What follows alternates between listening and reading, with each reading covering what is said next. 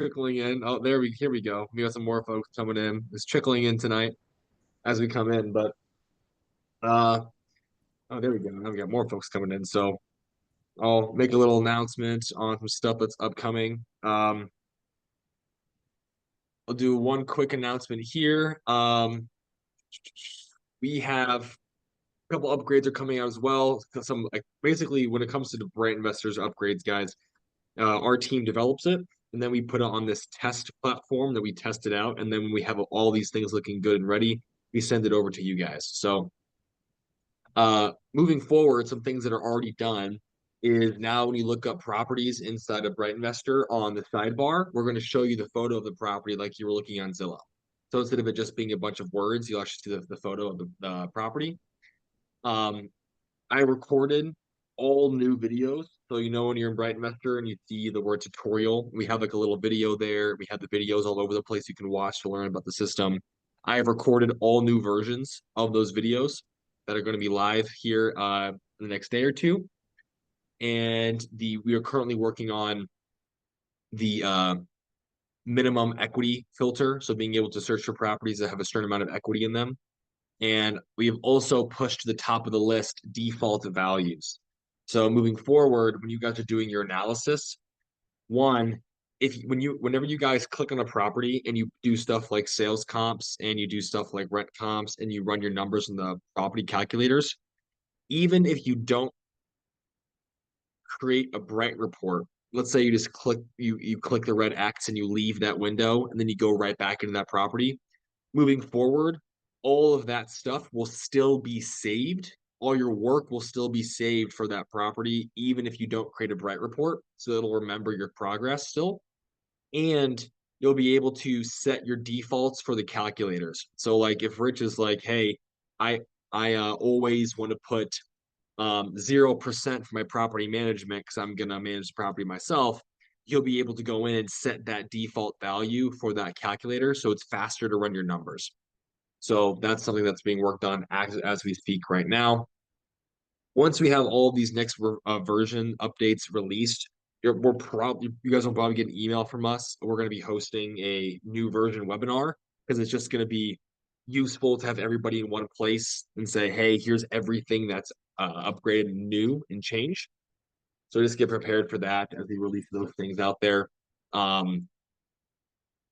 Other announcement, some of you guys were here when I mentioned that I had 40 properties that were coming my way in Rochester, Minnesota. I got the first wave of those properties and I've analyzed them for the ones that I want. I've cherry picked my favorites and I'm now willing to release the rest. I'm being honest. I'm being honest. So maybe I'll give them all away. But if I think I saw the emails to the folks who are interested in that, but I'll be sending out an email here relatively soon with information on some of those properties. And they range from 2-bedroom to 4-bedroom properties from 1,000 square feet to 2,000 square feet. So I'll get those sent over. And what else is going on right now? We got to think here. We are putting the finishing touches on the co-living calculator for pad split strategy and the calculator. So those are finally moving up the time frame here to make these things happen. But that's the extent of my announcements tonight on Bright Investor stuff. So just be ready for that webinar email when it comes out here soon with all the new version. But without further ado, I will open up the floor for questions, comments, concerns, and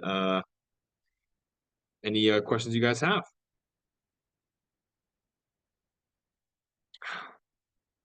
I don't know about you guys, but I've just been working like a dog today. I have just been on it all day long. But oh, that reminds me.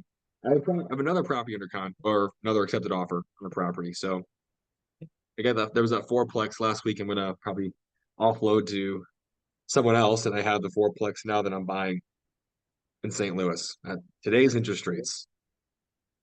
I have a quick question. This is Anthony from Real Property Management Bella. Hey, how you doing? Good. I uploaded my logos. I was wondering if you could get them onto the BrightInvestor dealie and like the Yep. rentometer, the rent and then the analysis. Yeah, absolutely. We can do that. Did you Perfect. send those? Did you email those logos to me? No, I just put them in I put them into like BrightInvestor. Okay, The, gotcha. the If you want to go occasional ahead and attachment. I'll put the email in the chat. If you want to go ahead and email me, I can help make sure that that gets onboarded appropriately to make sure that you guys get your logos and your branding up in there. No, sorry, it looks like you're muted.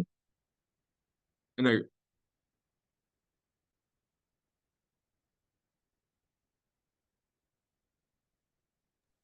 Sorry, I'm driving. So if you could just email me or email me yeah, your email, whatever, that's fine. yeah, no problem. I will make sure that or Perfect. we do that today. You got it. Thank you. You got it. All right. And Pedro, see you got yourself a question, sir. How can I help?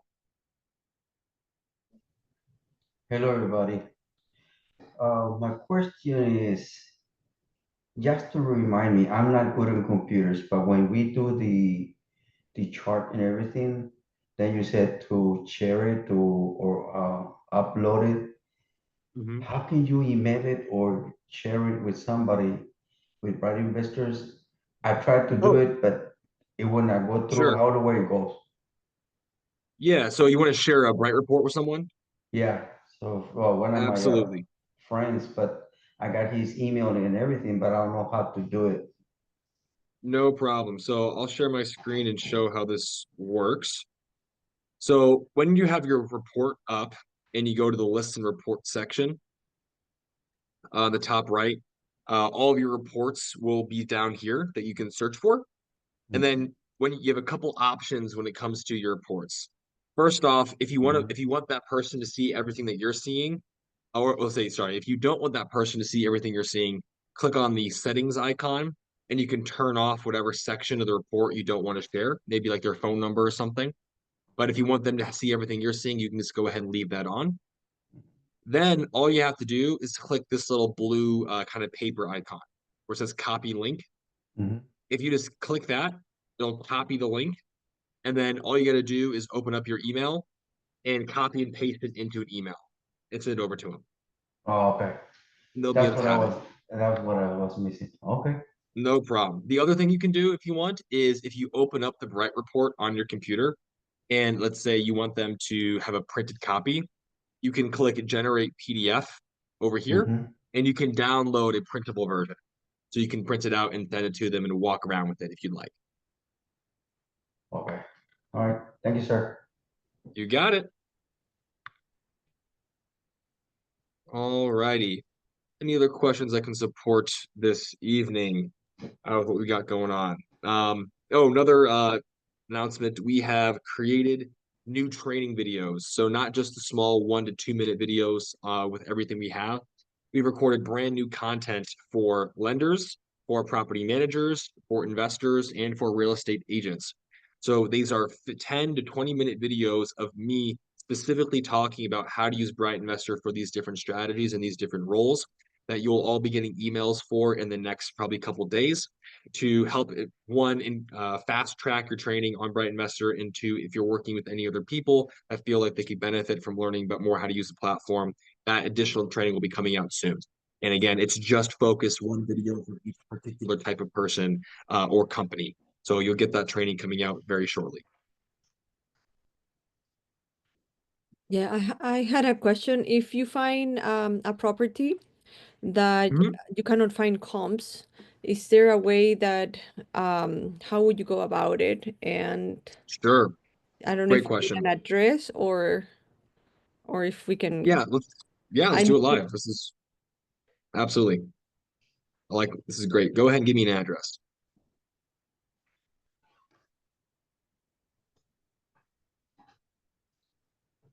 Oh, sorry, Planning, you're muted. If you're talking, I can't hear you. Sorry. Yes, I will look the address. Oh, you're Uh, good. sorry. So it's 611 All East right. Knox, and I can write it down. Knox, Knox Drive, Okay. and the zip code is 85705. It's in Tucson? Yes. I remember you had family out there. Okay. Yeah. So, Alrighty. So let's go ahead and pop this property open. Take a look, see what we got going on. Ah, duplex. Yeah, comps are really hard for multifamily. They're really, really tough to take down. Let's go okay. ahead and see what we can do here. Okay. This is interesting.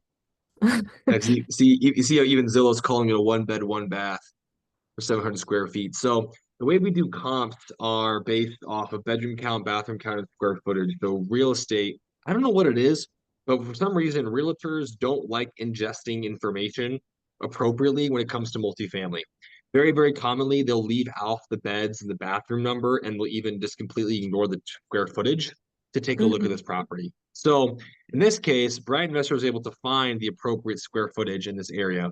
Now tell me, Helena, do you So, know, are they one bedroom, one bath apartments? so there son three of one bedroom and there's one of two bedrooms. Oh, so it's a fourplex. Yes. Okay. So it is three, three one bedrooms and one two bedroom. Yes. So one, two, three, four. So it's a five bedroom property. Right. Okay. Probably a four bathroom property. So all I'm doing there is clicking the little blue pencil icon and clicking save settings. So Yes. now for all time, I have the updated property information here.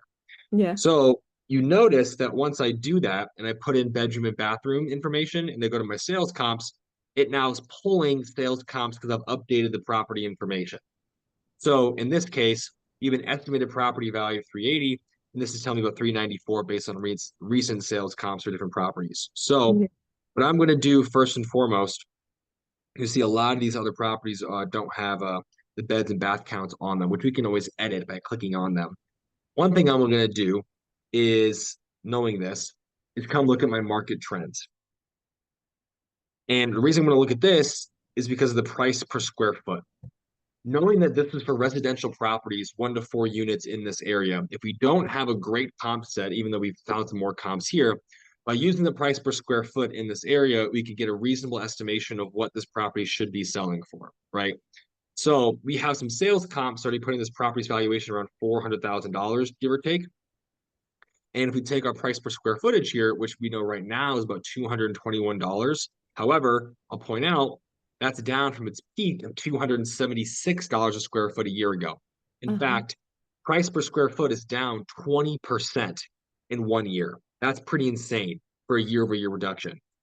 So what I'm simply going to do is take my calculator, my handy dandy calculator, look at 2,056 square feet times 221 square footage. And based off the median square footage in this prop for this zip code for these types of properties, we're looking at a valuation of about 454,000. So when I take in my estimated value of 380, my sales comps putting me around $400,000, and my price per square foot putting me around $450,000. A valuation of this property between 4 and 450 is what makes the most sense when it comes to my three-way kind of comping side. Uh, Now, for me, right, I personally am going to look at where the numbers make sense for cash flow. So what I'm going to do is, because we have three one-bedroom apartments, I'm going to go to rent comps and set one bed, one bath apartment. And I know that those units are going to run about 900 bucks a month. And I have three of them. So that means I'm going to make 900, 1,800, 2,700 bucks a month. Then for the two-bedroom unit, I'm going to rerun the comps, and I can see that it was going to run about $1,100. So Yeah, but I think nine. the square footage, at least I don't know how big they are each unit. So I Okay. thought the other ones, the comps that are showing, they were too big. That's compared Okay. to the square footage is if it's if you divide this by if it's 4 units, Hmm.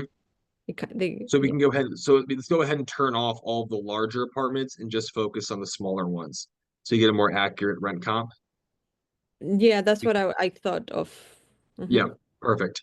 So I'm seeing I was right around, for even some of these smaller rent comps, I'm seeing right about 1,100 bucks for the two-bedroom unit. If you want to be more conservative about it, we can say 1,000.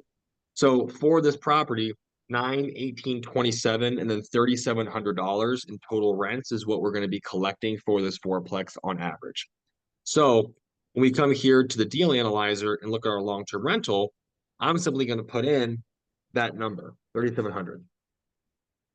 And I'm going to factor in my numbers like property management, repairs, vacancy, and my other figures. And so when I have this, I'm looking at this type of property.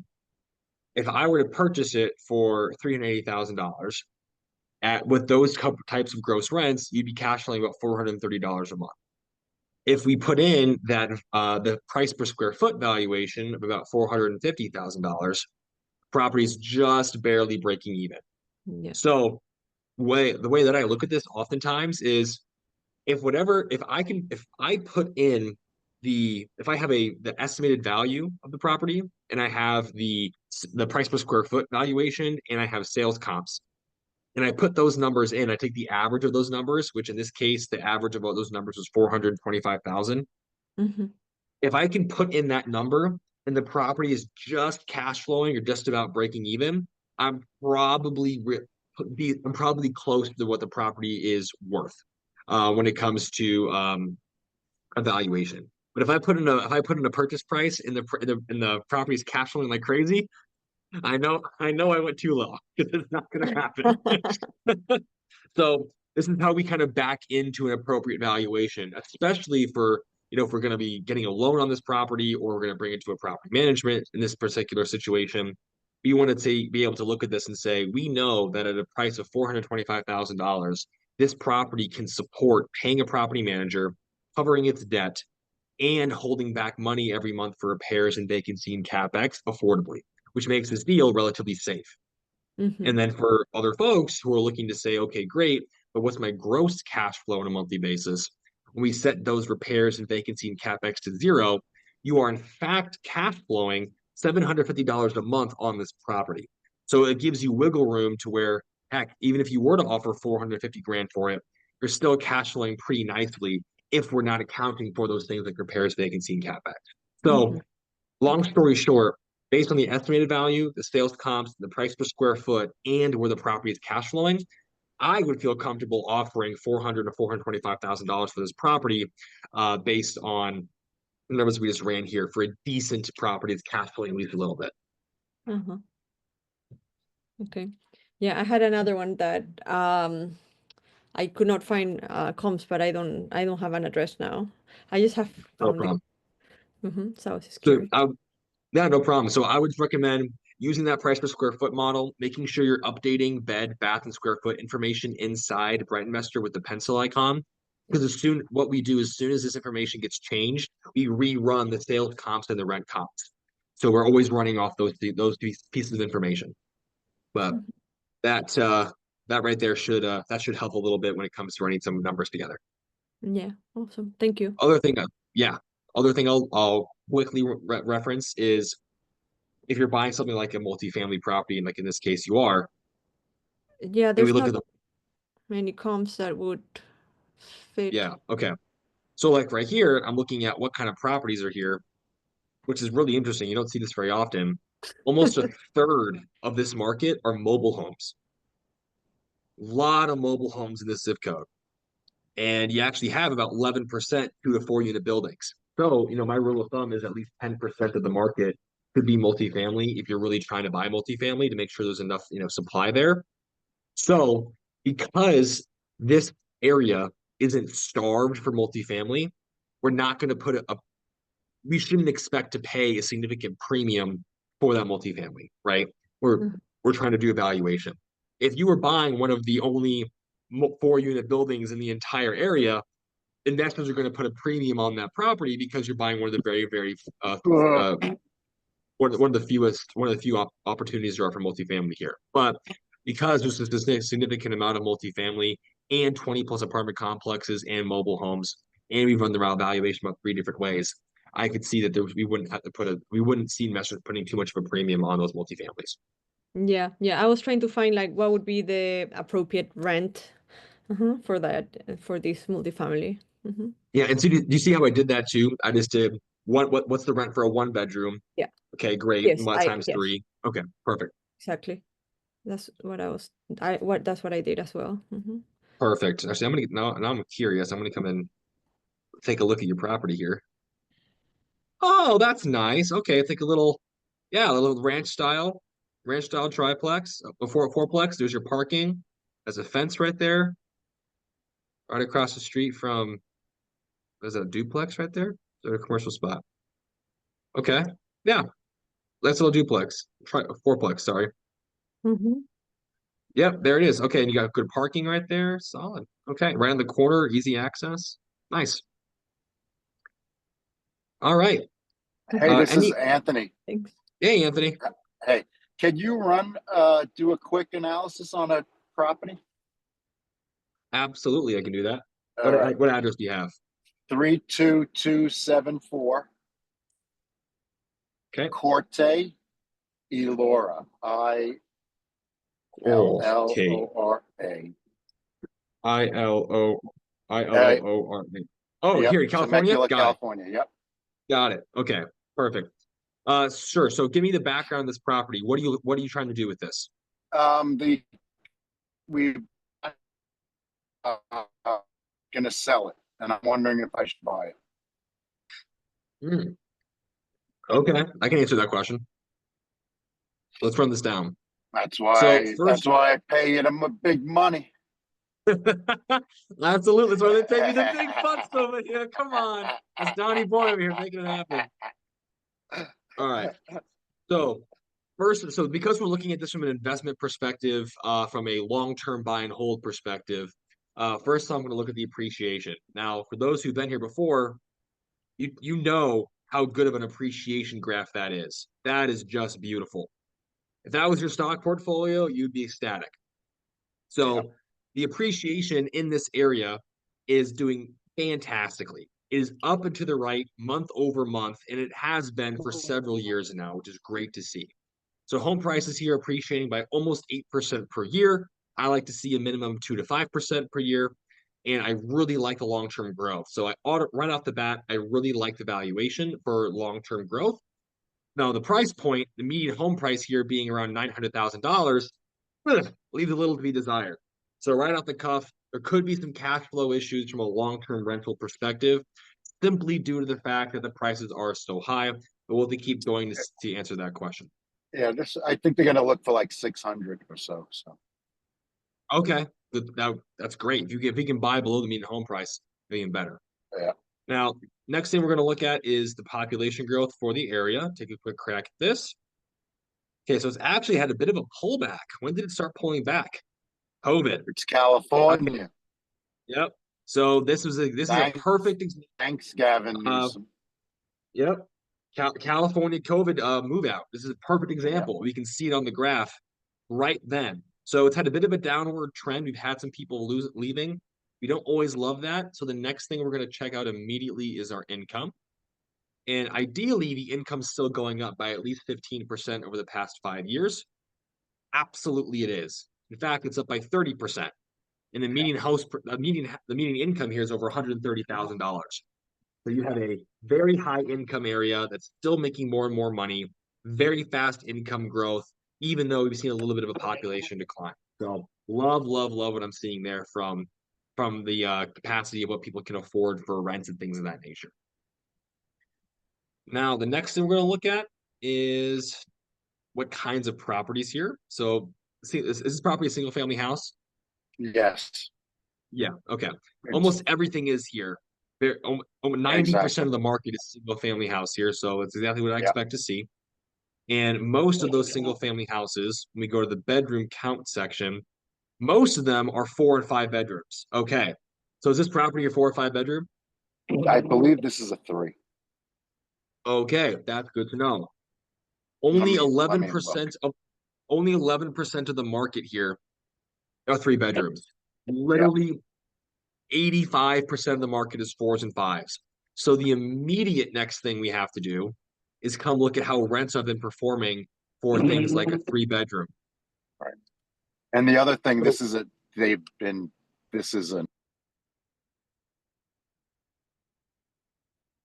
Oh, sorry, you're muted. This is a what? I know you're driving, so I please said take your time. let me look at the age of the house. Oh, I can take care of that for you. Oh yeah, Okay. okay, yeah. So I think it's Yeah. an older house. Okay. So when you look at the rent growth here, right? The Yeah. 3 bedrooms in this area are going up pretty consistently. Where they have their peak, they have a bit of a pullback. They have their peak, they have a bit of a pullback. They're still trending up. Now we want to see if we have information for 4 bedrooms, and we do. Okay. 4-bedroom rents had a meteoric rise, meteoric, and now they've had a bit of a pullback. But overall, they're underperforming the 3 bedrooms when it comes to rents. That's really interesting. But 5 bedrooms, do you guys see that? Okay, hold on. I'm gonna do this one more time. The average rent for a 3-bedroom here is $3,200. The average rent for a 4-bedroom is $3,500. The average rent for a 5-bedroom, $5,000. You have a $1,500 jump from 4 to 5 bedrooms. That instantly tells me what we should be doing for this property. And Anthony, if I can make a recommendation, it would be turning this 3-bedroom into a 5-bedroom as quickly as Gotcha. possible. Can you Because reduce yeah, the radius around that house? Because yes, we can. Temecula just keeps growing, and there's like the 5 bedrooms or 1 acre vineyards and ranch. You know what I mean? It's a big Sure, difference. So if you could absolutely, we reduce can do it that. right around that area, that would be great. Not a problem. So right off the cuff, we're seeing the 5 bedrooms have the highest rent, and they're also growing at the fastest rate. So that's it's a very good sign for the 5-bedroom properties. A strong case to be made to make more money that way. But to your point, what we'll do is start learning more about this particular area. And the last thing I do before I start jumping into property specifics is just check out the rent to own ratio and see what's going on here. Okay. So 12 years ago, only 23% of the market was renting. Yeah. Now, 44% of the market's renting. You had a huge influx of people who are moving in and renting out properties. So when we have an increase in renters, high income area like this with the really fast home appreciation and high income growth, what that tells us is that this is an area where high income earners want to be here, but they don't necessarily want to or can't afford the mortgages that are tied to an average of $800,000 to $900,000 property. So they're willing to shell out several thousands of dollars a month in rent for higher end luxury rental in order to be in this nicer area. So there's absolutely a high demand for people who want to keep renting in this area, as this shows us. Yeah. And you'll see, look at the school district. I think you'll see the schools are very, very good. Oh yeah. Above average, above average, above average, above average. Right. Great schools Yeah. nearby. Yeah. Yeah. Oh, Yeah. they're all public schools too.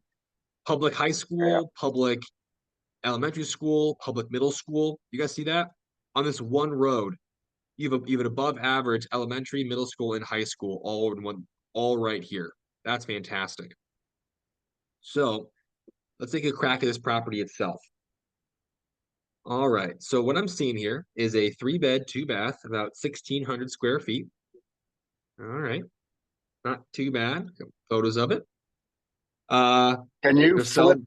I don't know how to flip it. Like your picture is much bigger than is it me? Oh, there we go. Flip it. I flipped it. I got it. Perfect. All I don't right. like looking at you that much. I like you, but I don't need to stare at you that big. Oh man, you're breaking my heart over here. Come on. All right. Okay, so when we pull our comps in this area, I'm gonna go ahead and just look for other 3 bedrooms, other 2 baths. I'm also only gonna look for properties that are really close in age here, because clearly you've got some newer vintage stuff going on. See how new these properties are, guys? Like 93 to 2001.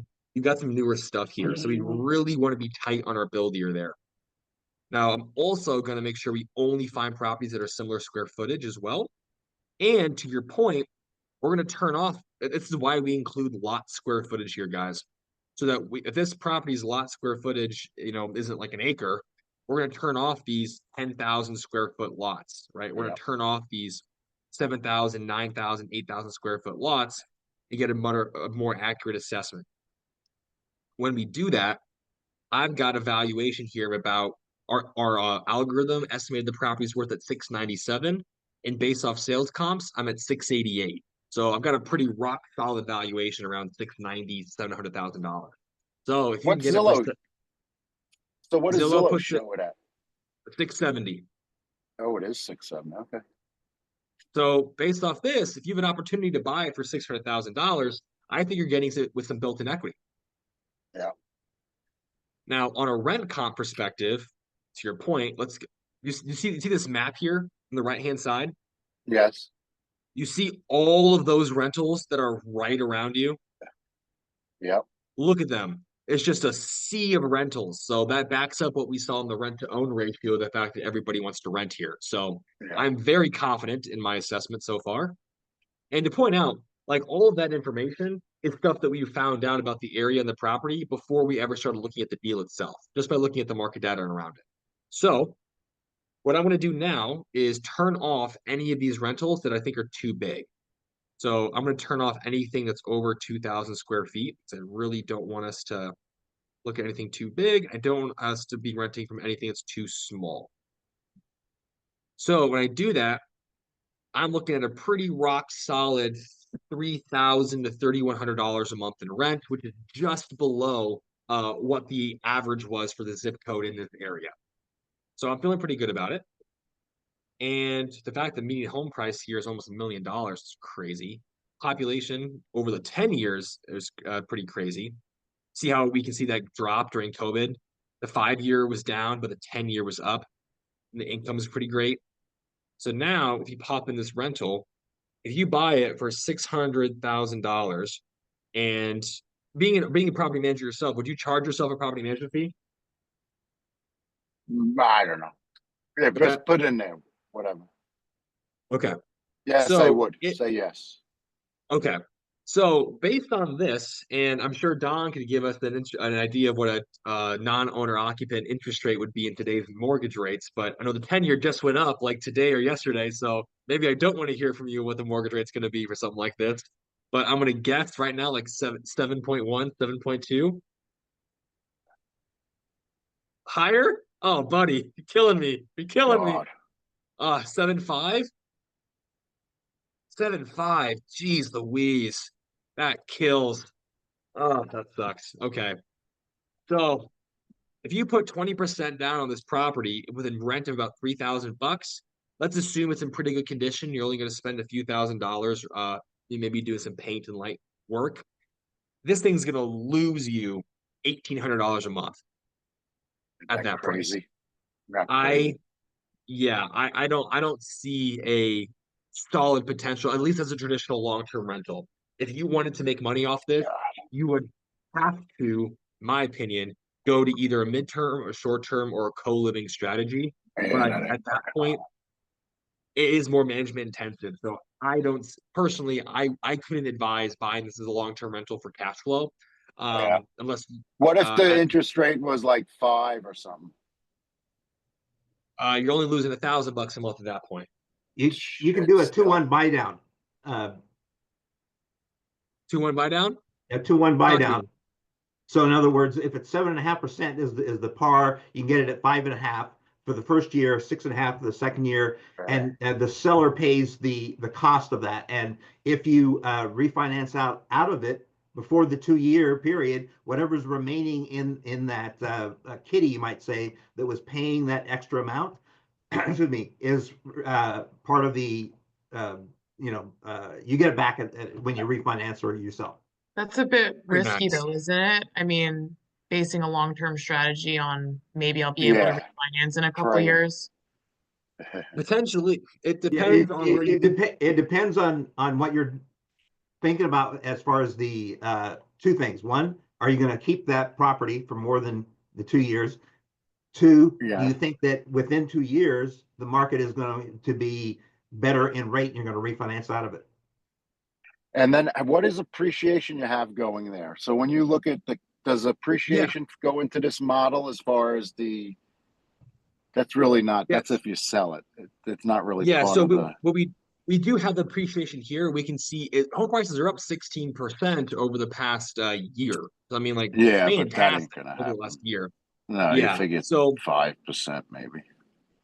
yeah, and so when it comes to the likelihood of us being able to move forward, I mean, I think buying for 600,000, you're baking in a solid little, say $70,000, $80,000 worth of equity.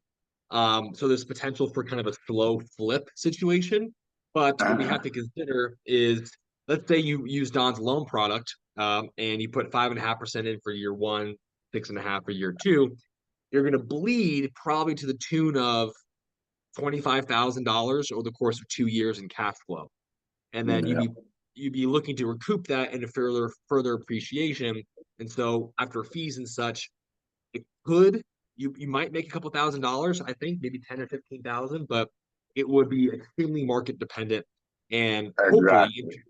hopefully interest rates would come down to the point, or you have a creative strategy to yield more cash out of the actual property itself. But maybe What Don, if you have we another look. put 30% down? That'll help. Now with 5.5%, we're under about $800 a month in losses, but you're coming out of pocket about $200,000 to do this deal. All right. Crazy. And that's California. California's always been so hard to cash flow. The only way you cash flow in California is with those 3% interest rates. It How can be much little. could he flip this thing? Or we fourplex, you have potential. Yeah, absolutely. Good point, Don. More if you can get more, if you were collecting $1,500 per month on a fourplex in California and you're buying it for 600 grand, great. Because now you're collecting $6,000 a month in gross income with a $600,000 purchase price. Like that's a good deal, right? Like let's just pretend that's what this was, right? If you were buying it for this, you'd be making $1,400 a month. Like that would be a fantastic deal if you were doing something like that. But unfortunately, we saw that fourplex is a little bit more expensive. we saw that the 5 bedrooms are where we start getting rents to the $5,000 above line. But this property would require some significant renovation to add those in a way that would attract the $5,000. Oh yeah. And another way that I know people do it is they, instead of putting a family in there for 3,000 or 3,500, Right. they'll put 4, 5, 6 different people in there for 1,000 apiece. Right. Yep. Right. Split co-living strategy. So we have our calculator coming out for that. Actually, we're meeting with a co-living guy tomorrow, putting the final touches on it, and we'll be uploading it in so you can rent. So basically, you'll be able to analyze this on a rent by the room strategy. And our calculator even accounts for Pad Split's hosting fees. I don't know if you guys knew this, but Pad Split is the company that's relatively newer. I've met their CEO a couple times, but they specialize in helping investors do rent by the room strategies. And one thing they don't tell you is that every time that you put a new tenant in one of the rooms, they take the first 10 days of income from you for them. So they get the first 10 days. So if you have someone that signs a contract for 3 months, the first 10 days of that contract, they get that income all to them first, and then they charge you the management fee. So our calculator will account for that 10-day deduction in the actual analysis. That's something that I've only learned by interviewing other co-living strategists. But to Don's point, if you have a 5-bedroom property, the average nationwide for co-living right now is about $200 per week per room. On average, some markets are a lot higher, some markets are a little bit lower. But if you're able to get $1,000 a week or $1,000 a month a room for a 5-bedroom, great. $5,000, easy peasy lemon squeezy, coming after pretty hard. So and a lot of them they'll put another door in where there was a family room kind of a thing, that make it a 6, and then they'll put in the garage, make it a 7. And I had a guy that had a fourplex, Victorian old style, that was down by he actually bought 3 of them down by San Jose State University, and put a whole bunch of just student type situations in there, and he had like 15 people in. Wasn't probably legal, but he made it and came out with he's got 2 20-unit places now, and he's sitting pretty. Yeah, wow.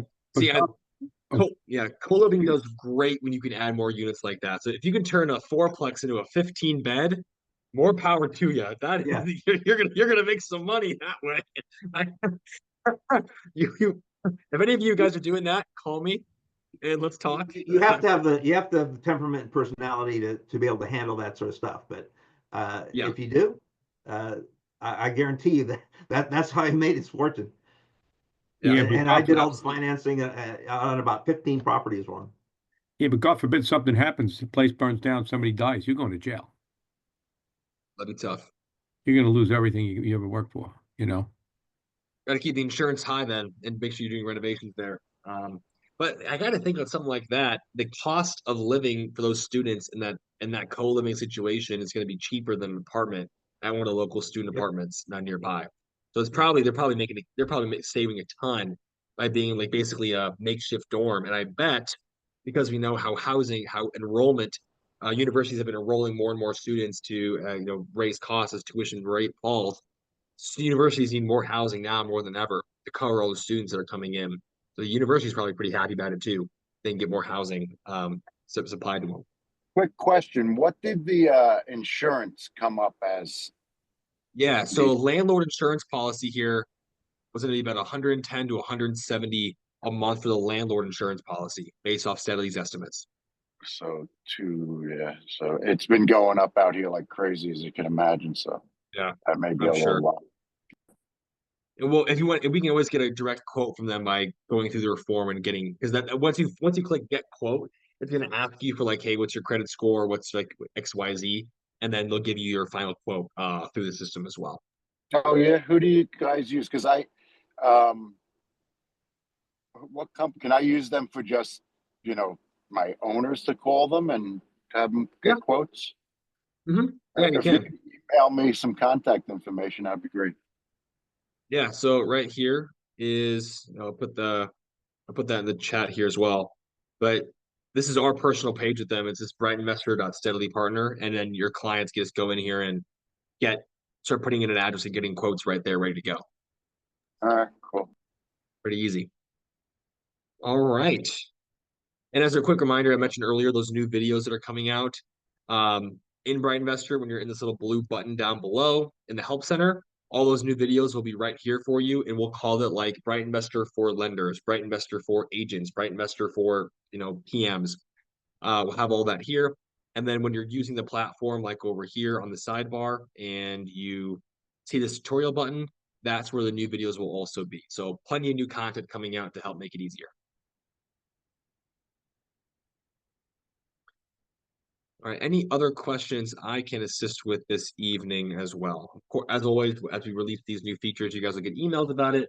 And for those who weren't with us in the beginning, with how many features are coming out or how many upgrades are coming out, to the tune of right now, we're sitting at 49 more upgrades. We'll be hosting a webinar probably in the next 4 to 6 weeks that just gives one final announcement of here is everything that we just did, so you guys can get introduced to it. Gotta think here. Any other questions I can help with right now?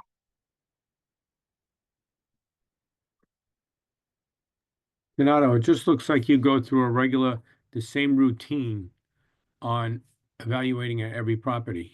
Yeah, Would you agree with that? absolutely.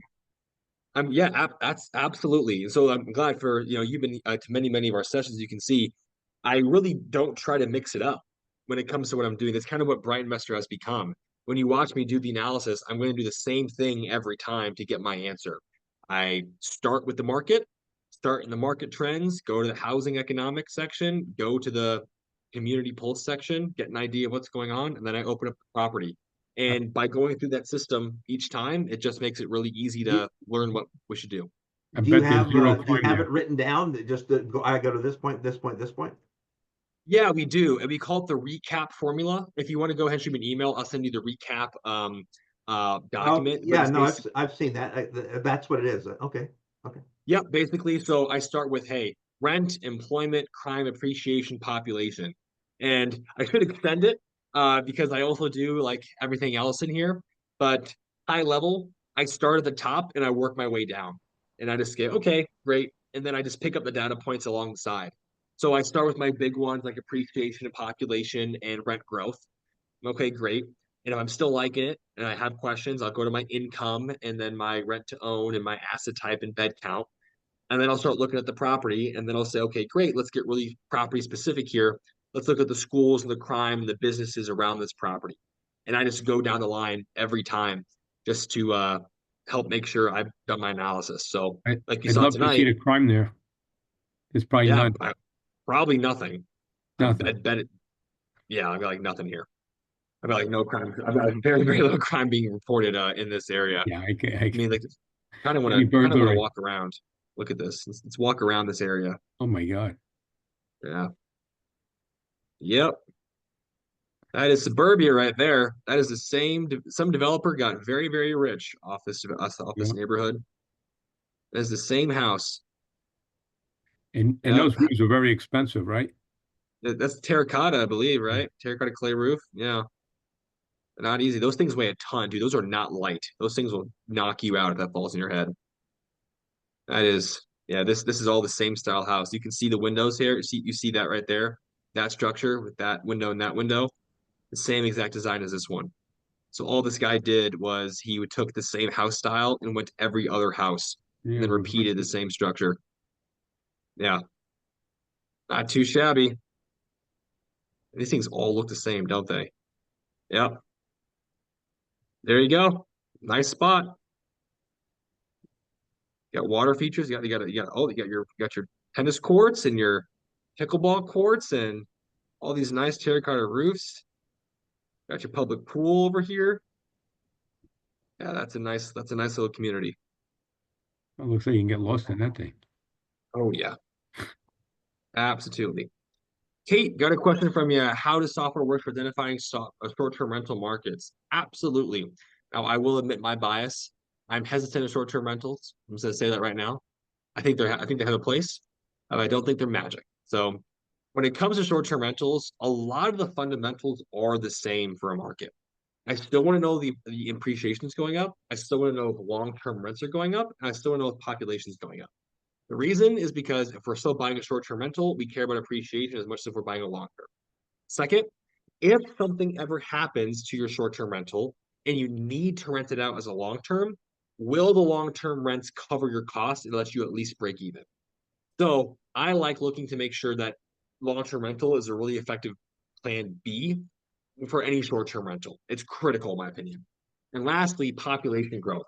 Not necessarily so that you have a population to rent to, but because when a population is going, the city consistently is going to invest infrastructure there and is likely going to attract things like new shops, retail, business, and entertainment, which is what short-term rentals are all about. So where population is growing, we're going to see continued investment from businesses, which is where you get your really trendy downtown areas, your trendy retail types of spots that people continue to want to visit for. Now, on a really specific, I'll use St. Louis, for example. So the property I'm buying right now in St. Louis is 3 of the units are rented to traveling nurses on a midterm rental basis. So I'm like, how I'm interested. But they're also throwing in 3 units worth of furnishings, all the utilities, all the appliances and, furnishings and beds and stuff. So it's a good deal for me. So like 10 grand worth of furnishings there. But when I'm looking at whether that's going to make a good short-term rental, this part, Kate, community pulse gets really, really important. That's where you need to be spending your time. First and foremost, businesses. People do short-term. Oh, I'm back in California. People do short-term rentals for a variety of reasons. And I did a worksheet on this a year ago. But you're going to be servicing either vacationers, tourists, people who are visiting for medical appointments. You'll also see traveling workers and contractors.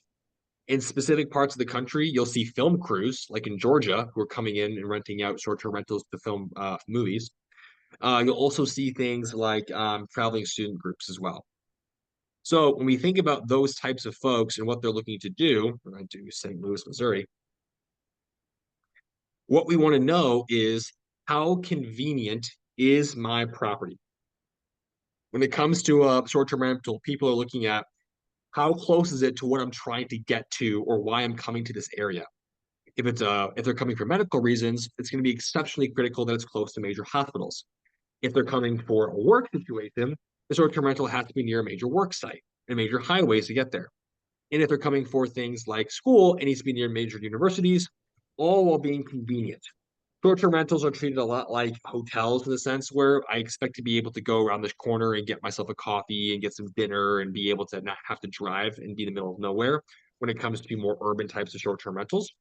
So when I'm looking in St. Louis, for example, I'm going to first look at businesses and say, great, if I'm going to do a short-term rental and say, oh, I don't know, this part of St. Louis, I want to know, where are all the restaurants? Where are the attractions? Basically, what am I going to list in the Airbnb description for why this is the Airbnb they should be renting? I'm going to look for cafes and coffee shops. I'm going to look for parks. I'm going to look for medical centers. And I'm going to look for all of those things in this area to say, okay, great. If I get an Airbnb in the Bolivier place, I know that I'm right across from this major park. I have restaurants and cafes over here towards Parkview of this Del Mar Loop.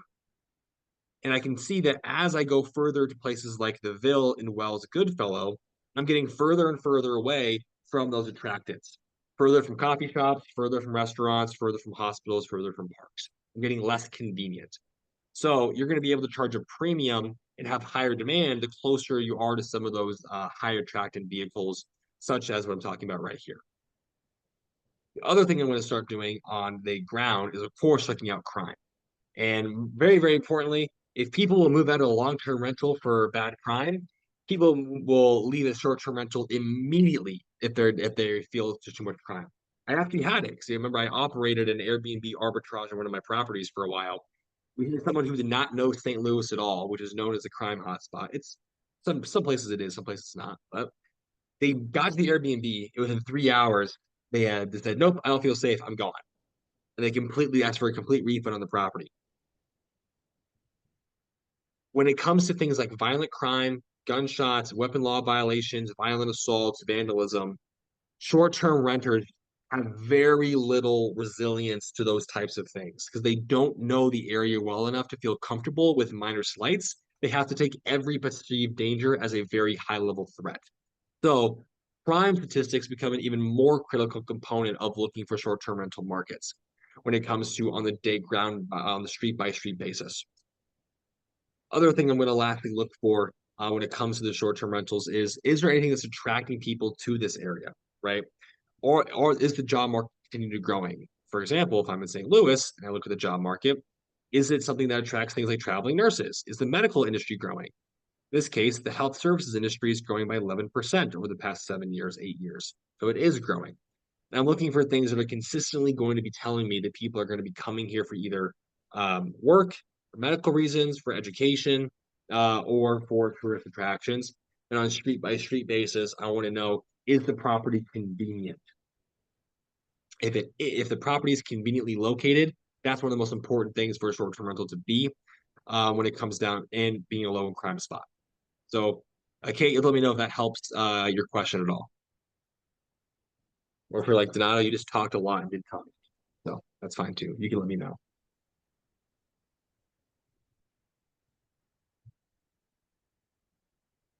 That was great. Thank you. Thank you, Kate. I appreciate it. All right, Rich, what's up? Yeah, you always use a big time frame for growth in the area and so on and so forth. Are you better off using a tighter time frame, like 3 years? I like using a long time frame, and then I use the chart to get specific where I want to get specific. So, like, if I do appreciation, right? Let's say I'm doing appreciation for just this zip code, right? I'm going to start with the widest time frame that I have because I want to know what's happening now and what's been happening recently as well. So, over the last, say, 6, 7, 8 years, I can see the pre-home prices are over time up about 1% per year. Very, very slow appreciation here, almost nothing. And so I want this chart to be as wide as possible so I can see the fact that home prices bottomed out around March of 2019. And they had a really good tear up until right about here into 2022. And then they peaked at $520,000 before coming down super hard. So if I were to say, look at just the last 3 years, I would only be seeing that. I wouldn't understand what the history was. Or if I only looked at, say, the last, I don't know. If I only looked at, say, even the last 6 months, which would be 1, 2, 3, 4. If I looked at, say, the last even year, right, it's January 2024, I'd only see this point to here. And I'd say, oh, wow, it went up a little bit. It's down, but overall, it's going in the right direction.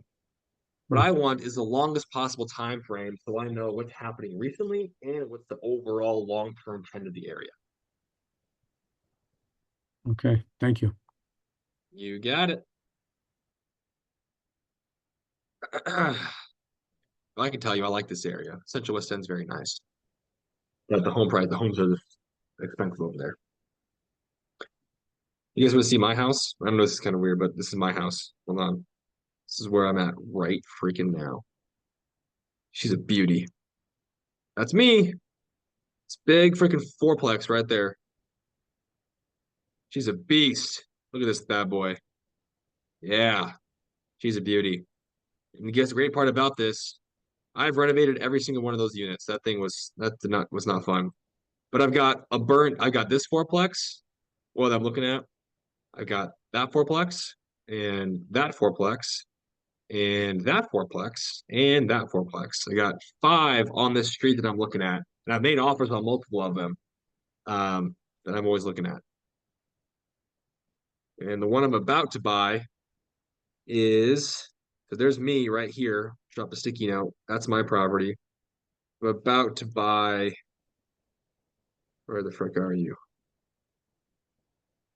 For you guys, I'm actually buying real estate. I'm not just talking about it. It's right here. So I've got, go down to the right. And this is the one that I'm about to buy. Nice little fourplex. So that's what I like buying. So do you have already like a standard materials and that you do on all of them? They'll look very similar. Yeah, this is the same thing. It's like this property, they wanted $290 for it. Sorry, they wanted $260. No, Sarah's getting the other fourplex that I offered on that I'm giving to her. So she's gonna get some cash flow. I got an offer accepted, and then I got this one that I wanted more, and so I told Sarah she could have my other one. If it works out. But this one I'm gonna be able to buy for $15,000 less than I bought my other one 3 years ago. And all the units are upgraded. So, but the issue I have to deal with is it has a leaking roof. And so, actually, this is a creative strategy. I'll show you guys what I'm doing here. And Don, you're probably going to appreciate this as a lender. What we're doing is we're going to be taking the purchase price of the property, getting contractor bids for the roof repair and the cap repair for the roof you're seeing here, and then we're going to bake that. We're going to raise the purchase price to the level at which we get the bid. So if the purchase price is $260 and the bid repair is $30,000, I'm now going to pay $290 for the property. And then the seller at closing will pay from their proceeds of the sale the cost of the contractors to do the rehab. So instead of buying the building and then Donato comes out of pocket 30 grand to pay for a new roof and a new deck, we get the property under contract, the contractors repair everything, and then I pay a higher price for the property, and then the seller uses the proceeds from the higher price to pay the contractor. So by the time I close, the property is renovated, and essentially what I've done is financed the construction. So instead of having to pay out of pocket, I'm baking that $30,000 into the loan, and in this case, I can do that and still cash flow $1,000 a month on this property. So, but you gotta be careful. You can't go more than usually 6% kind of thing.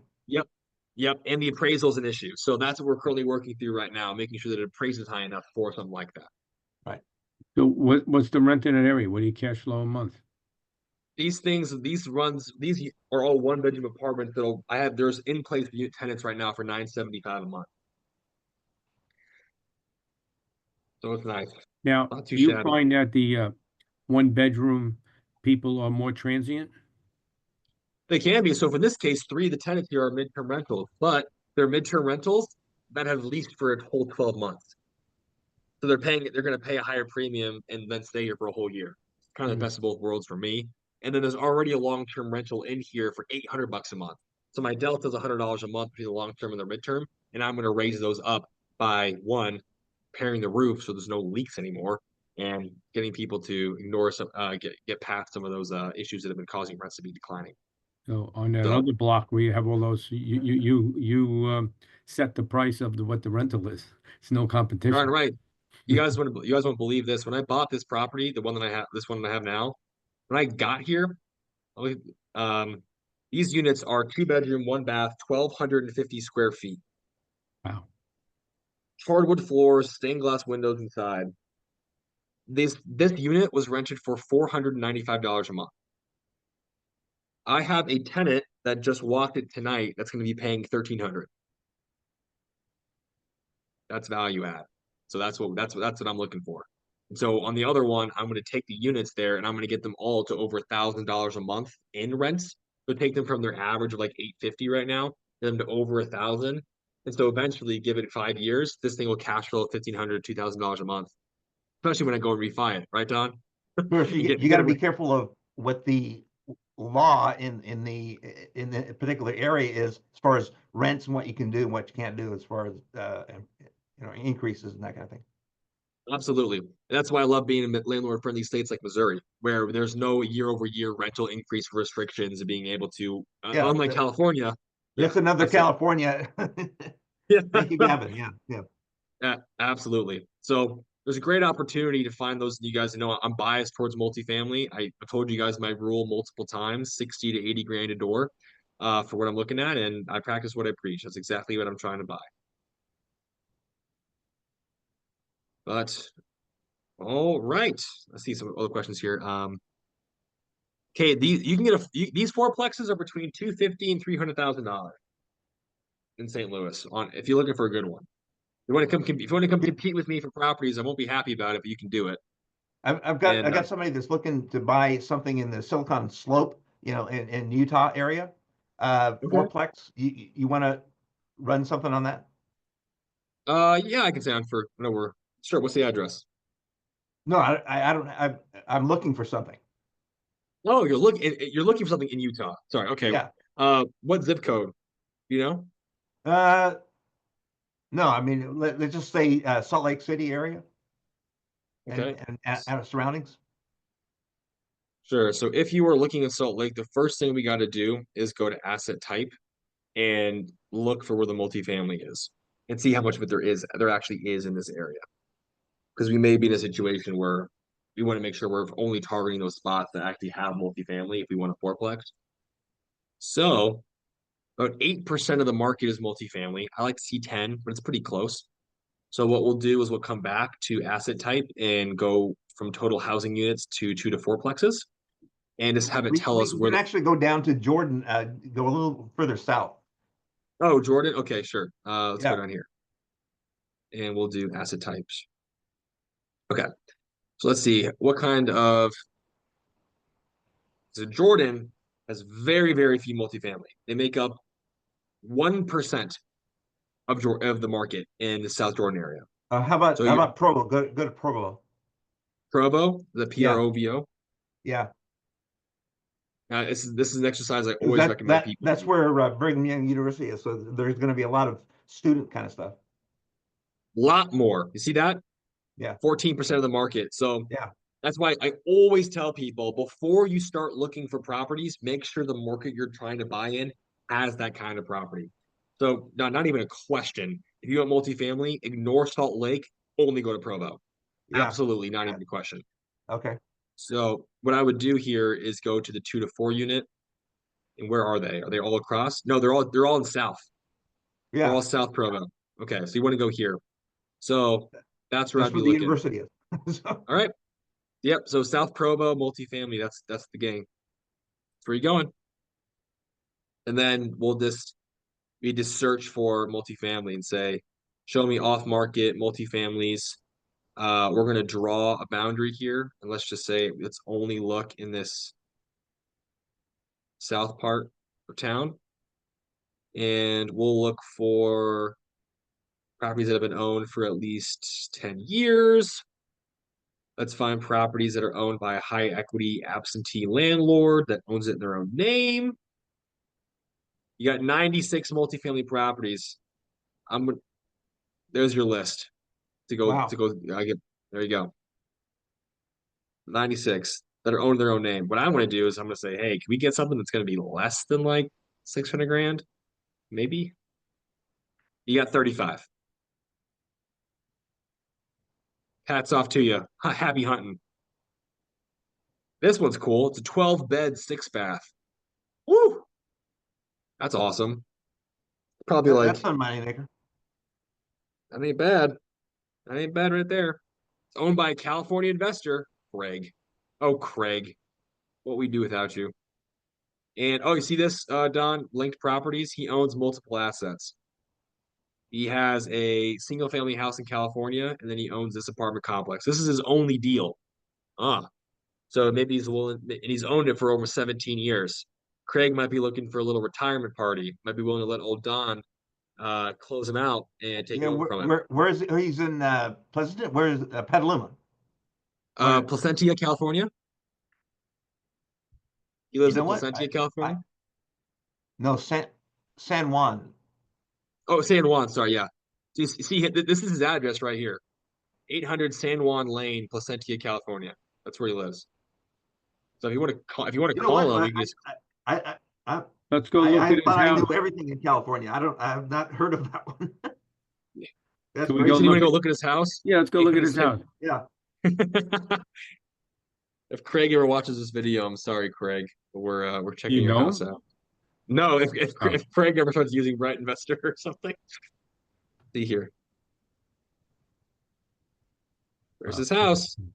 There's where Craig lives. Hi, Craig. You have a property that I want. Let's go. So that's where he lives. So where's the city relative in California here? South, Southern California? It's in Anaheim. Yeah. So this guy's got a multifamily investment out in Utah that he's looking to. So the fact that that's the only one he owns, that's always great because it's like, hey, you owned it for 17 years. What was the address on the house in Utah? Did we lose it? Yeah, but you can go find it. I mean, in BrightInvestor, if you want to go to the same section, just look it up. But and you can get his phone number. Remember, you get skip traces, you get people's phone numbers in BrightInvestor for free. So you can just get his phone number and call him and say, hey, have you thought about selling? And maybe he'll say, screw it. Maybe he says yes, and then I'll take a very reasonable 50% commission on your property. It's fine. Very reasonable. Yeah, everyone is more than welcome to pay me any commission they feel appropriate for any deals they get. I will gladly accept, and I will use it to make BrightInvestor better. Okay. Well, guys, we are over time, but happy to be on tonight. So thank you all for being here. I hope you've got some value, answer some questions. You guys will get some emails going out about the new stuff that's coming. As a reminder, some of those things include flood zone filters. Sarah, we are adding flood zone filters. We have a couple other features that are coming out as well, just to help out. But you guys will get emails about that. Without further ado, thanks for being here tonight, guys, and we'll see you on Saturday for our next office hour session. Thank you, Donato. You got it. Thank you. All right. See you guys. Bye-bye.